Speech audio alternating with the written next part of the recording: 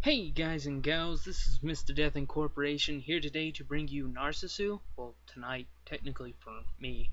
Another thing I wanted to talk about real quick is that for all the people that see my comment on Jacksepticeye's YouTuber thing, YouTuber versus comments, I'd really like to thank you all so much. Y'all are gonna help me get up there.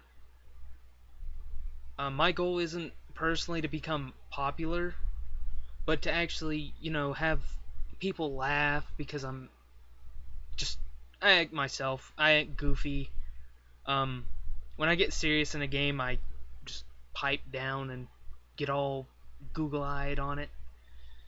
But anyways, let's begin. Narcissu is a text-based game, which I will be doing the unvoiced part, so pardon me if I mess up words or screw up, because sometimes I read too fast, and some people read too fast and they end up actually reading a word too fast. And I may mispronounce words or can't pronounce words, but I'll try. And I've also started this game, but every time I did, the audio or the music in the background would change. So hopefully the options are still the same. Without any further ado, let's start. 眩しかった日のこと、そんな冬の日のこと。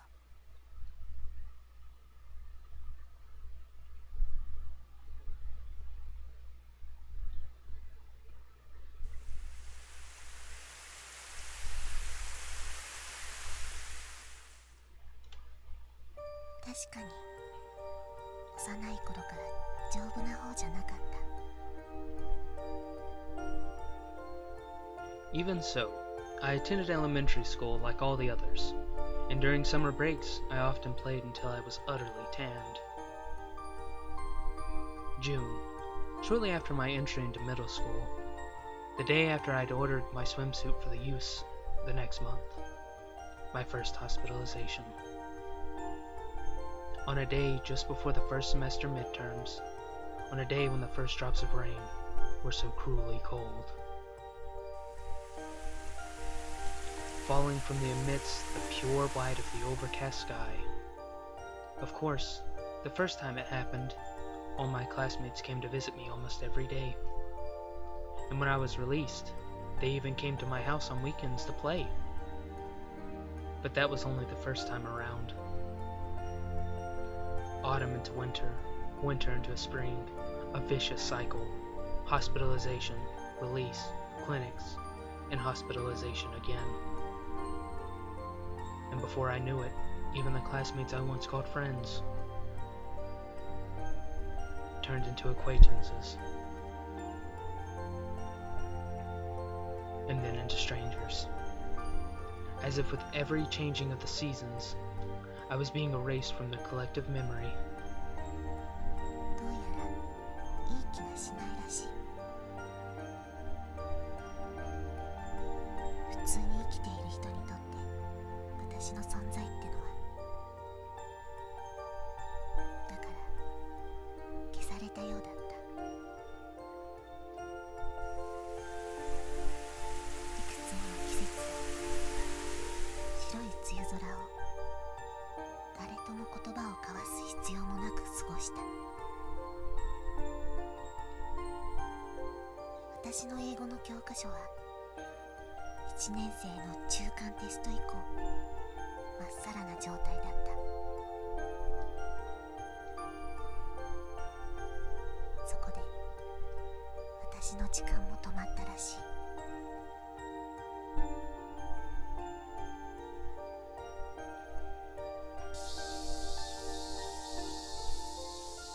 8 years later, early summer 2004, protagonist.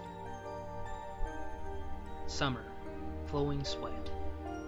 The gigantic electronic scoreboard in the driver's license examination facility lit up all at once. My eyes and everyone else's looked for our respective numbers. 237, 237. And of some 8 columns of lit text, sure enough, my examination number was shining in the midst.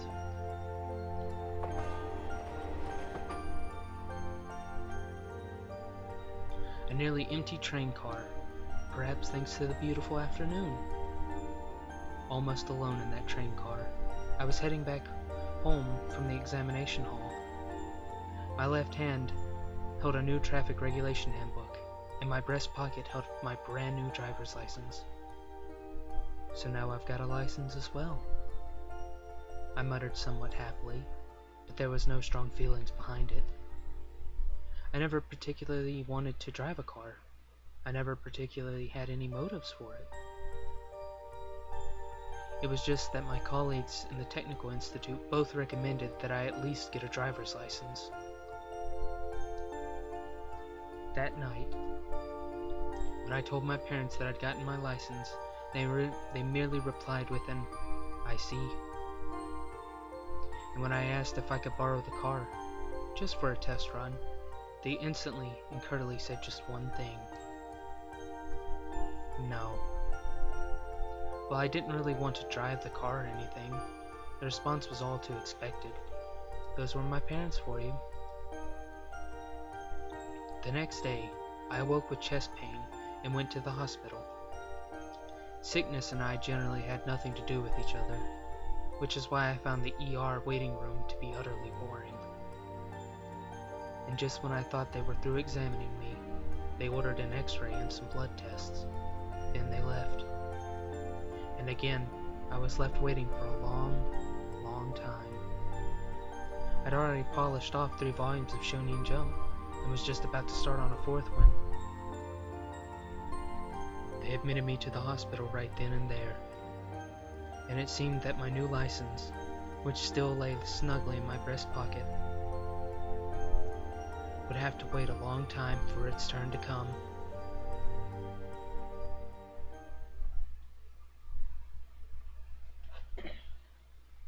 Protagonist, Autumn, 2004. Right around when the all-too-noisy cicadas had finally gone silent,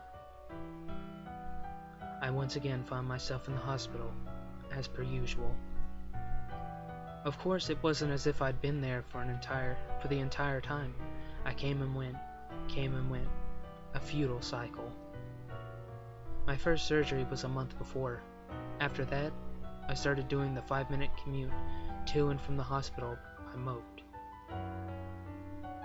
And from then on, I was hospitalized, discharged, ordered to clinic, and hospitalized again and again and again.